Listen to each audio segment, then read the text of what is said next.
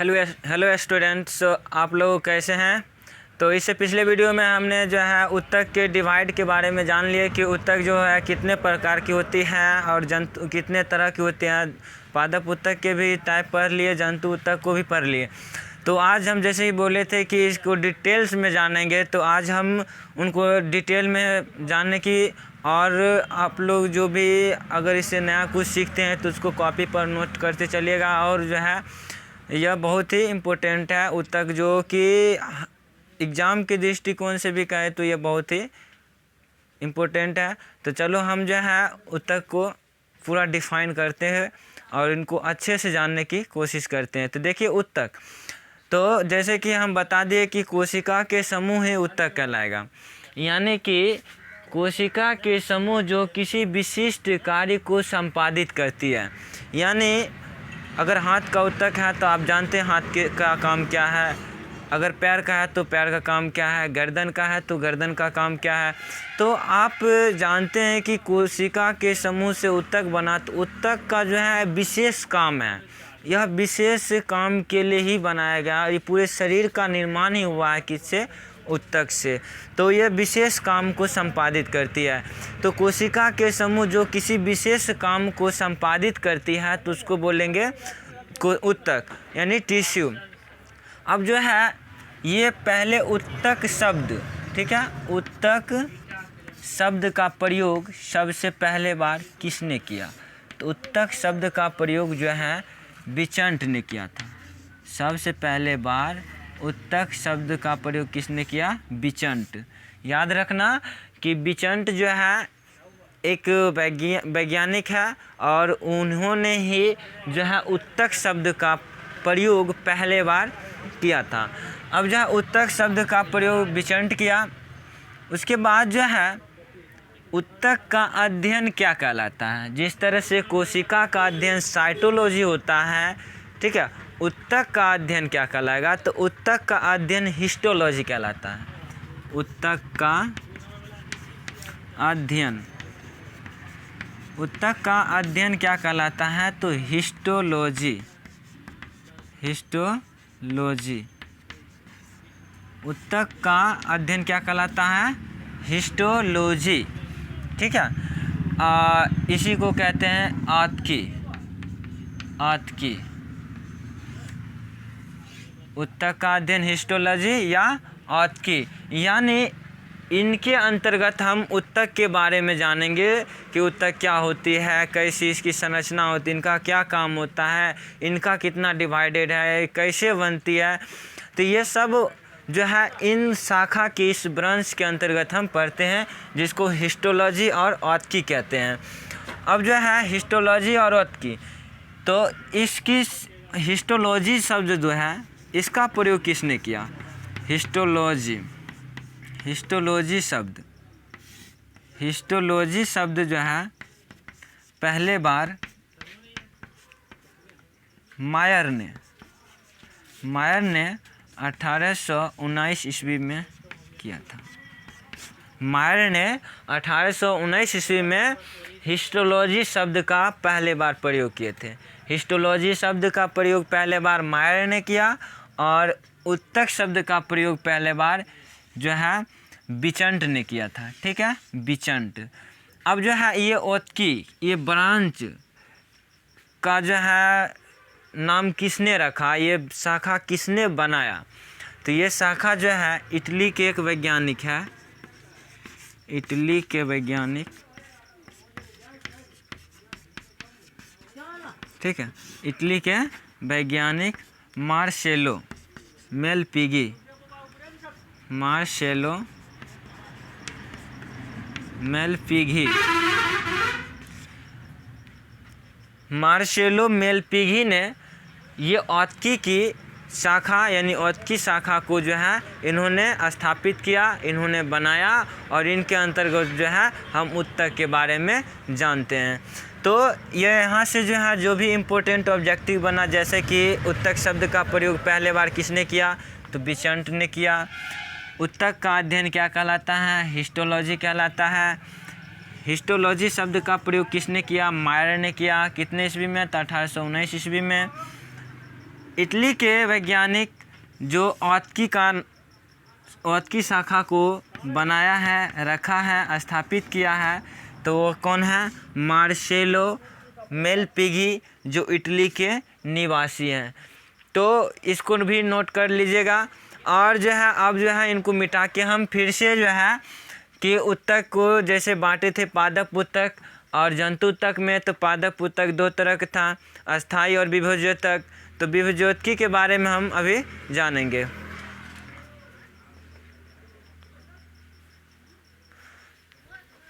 चलो इसको मिटा देते हैं। देखिए अब जो है पादप उत्तक यानी प्लांट टिश्यू,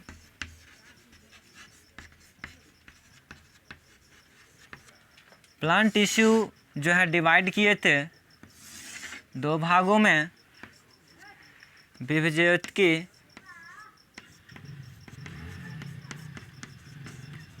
और अस्थाई,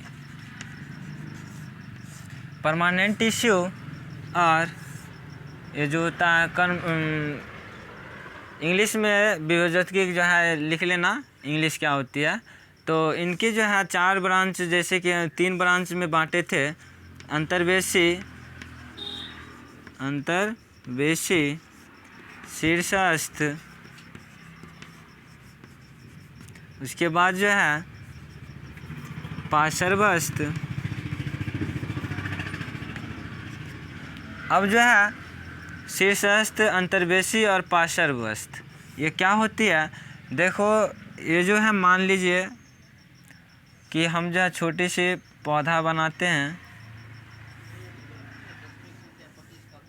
ठीक है, और यहाँ पर जैसे कि हम जो है फिगर बना दिए,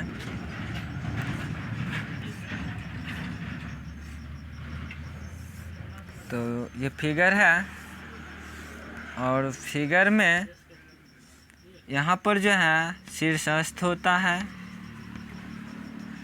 यहाँ पर जो है पार्श्वस्थ होता है, और ये यहाँ पर जो है टहनी के जॉइंट पर इसको कहते हैं अंतर्वेशी।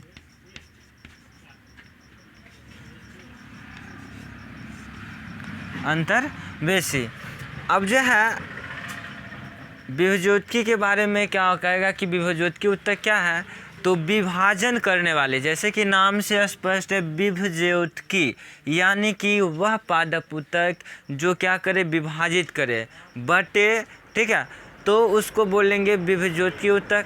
अब विभवज्योतकी उत्तक में जो होता है ये विभाजन करेगी, इसका जो आकार होगा बहुभुजी होगा, अंडाकार होगा, गोलाकार होगा, ठीक है। तो ये इनकी विशेषता है। अब ईस्वी में जो है अब जो है शीर्षस्थ, अंतर्वेशी और पार्श्वस्थ की क्या विशेषता है, तो इनको भी नोट करिए, ठीक है। अब जो है चलिए, तो अब देखिए हम जो है शीर्षस्थ को पहले जानते हैं क्योंकि ये ऊपर वाले भाग में। अब कहेगा शीर्षस्थ क्या है, तो देखें शीर्षस्थ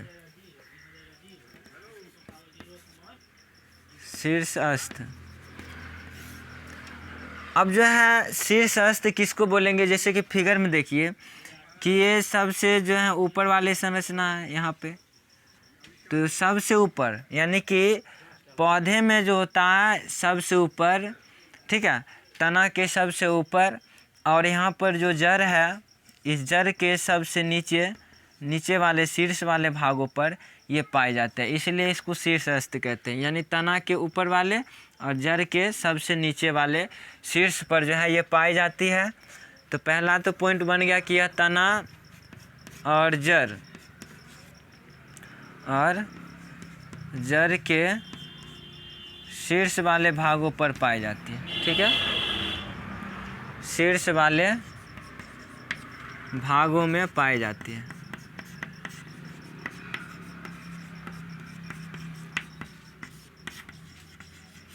उसके बाद जो है यह ऊतक क्या करती है, शीर्षस्थ की पौधे की लंबाई में वृद्धि करती है। अगर इस ऊतक को कट कर दिया जाता है तो पौधे की लंबाई में जो होता है रुक जाती है, वो बढ़ नहीं पाती है।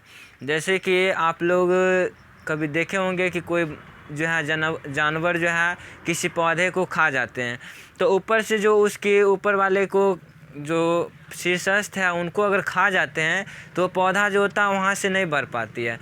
तो वहाँ पर क्या है कि शीर्षस्थ जो है उसी को खा जाते हैं। तो शीर्षस्थ जो होता है लंबाई में वृद्धि करती है, पौधे की लंबाई में वृद्धि करती है, और नहीं जब उसको खा लिया जाता है किसी जानवर के द्वारा तो क्या होता है, वृद्धि रोक देती है और उनकी पार्श्व शाखाएं निकलने, बगल वाले जो है शाखाएं वृद्धि करने लगती हैं।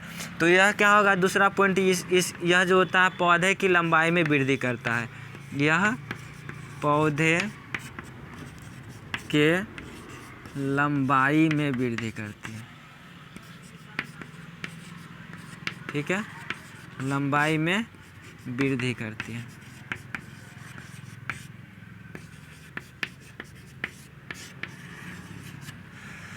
तो यहाँ पर इसके दो विशेषता जानिए। तना एवं जड़ के शीर्ष वाले भाग में पाया जाता है, यह पौधे के लंबाई में वृद्धि करती है। और देखो, जब शीर्षस्थ ही विभाजित होती है, शीर्षस्थ जब बढ़ती है तो वही जो है पार्श्वस्थ का भी निर्माण करती है। यानी कि पार्श्व जो होता है वह बीच में पाई जाती है, जैसे कि यहाँ पर देख रहे हैं ये बीच में पाई जाती है, और बीच में पाए जाने के कारण ये जो होता है पौधे की चौड़ाई में वृद्धि करती है।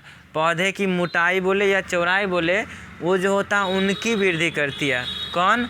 तो पार्श्वस्थ, ठीक है, पार्श्वस्थ ये बीच वाले भाग में पाई जाती है।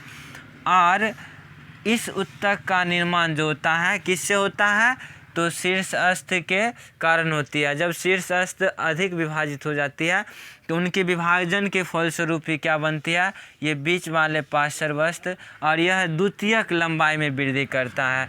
यानी कि कहे थे कि कोई जानवर खा जाती है तो वो पार्श्व शाखाएं निकलने लगती है, तो जो किसके कारण निकलते हैं, तो निकलते हैं इसी पार्श्वस्थ के कारण। यानी कि यह पौधे की द्वितीयक वृद्धि करता है, और यह जो होता है पौधे में जल तथा खनिज लवण का परिवहन करती है। यही जो होता है ऊतक जो होता है पार्श्वस्थ, यही क्या करता है, पौधे में जल तथा खनिज लवण को परिवहन करती है। तो चलो हम शीर्षस्थ के लिख लिए, तो अब जो है पार्श्वस्थ को भी लिख लेते हैं।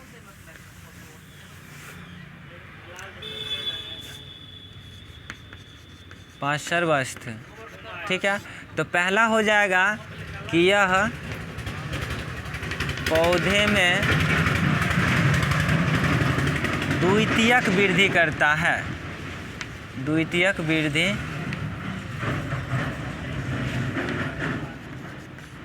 करता है। उसके बाद दूसरा पॉइंट हो जाएगा, इसी के विभाजन के फलस्वरूप, इसी के विभाजन के फलस्वरूप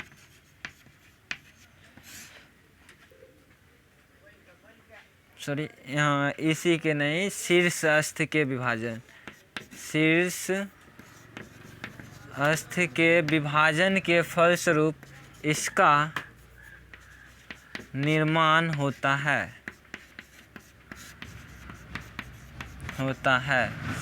तीसरा, यह पौधों में जल तथा खनिज लवण का परिवहन करता है।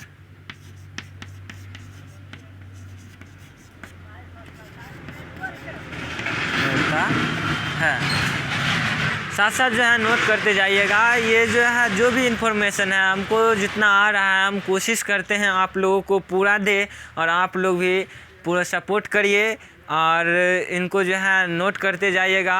और कहीं गलत हम शब्द का यूज कर देते हैं यानी गलत बोल देते हैं तो उस समय आप लोग कमेंट में भी लिख सकते हैं कि आप यहाँ पर गलत पढ़ा रहे हैं। जो ये होगा वो होगा, ठीक है। तो आप कमेंट में भी लिख सकते हैं, ये कोई अथी नहीं, दुराई नहीं है कि आप जो है कमेंट करिएगा तो हमको जो है ऐसे होगा। हमको और अच्छा होगा कि हम जानेंगे कि हाँ हम यहाँ पर गलती पढ़ाए हैं। तो आप लोग कमेंट करिए और इनको जो है नोट करते जाइएगा। तो शीर्षस्थ और पार्श्वस्थ हो गया। अब देखो अंतर्वेशी का कुछ नहीं है, इनको समझ लेते हैं। सीधा सी कहेगा इंटरनोड, यानी कि टहनी जहाँ से निकलती है, पौधे में देखे होंगे कि जहाँ से टहनी निकलती है वहाँ पर क्या होता है कि इसके यहाँ पर जो है कौन सी ऊतक पाई जाती है, अंतर्वेशी, यानी कि उनकी नोड पर जहाँ पे वो जुड़े रहते हैं तना से, ठीक है। ये तना से जहाँ जुड़े रहते हैं वहीं पर क्या होता है, अंतर्वेशी पाई जाती है। तो इसमें जो है पादप ऊतक के जो है एक भाग के बारे में, वो भी क्या, तो विभज्योतकी के बारे में, और विभज्योतकी में 3 था, शीर्षस्थ, पार्श्वस्थ और अंतर्वेशी को जान लिए हैं।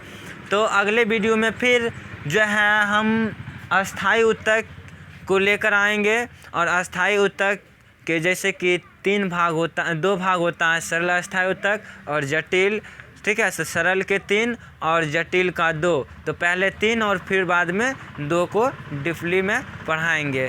तो जय हिंद, मिलेंगे फिर अगले वीडियो में।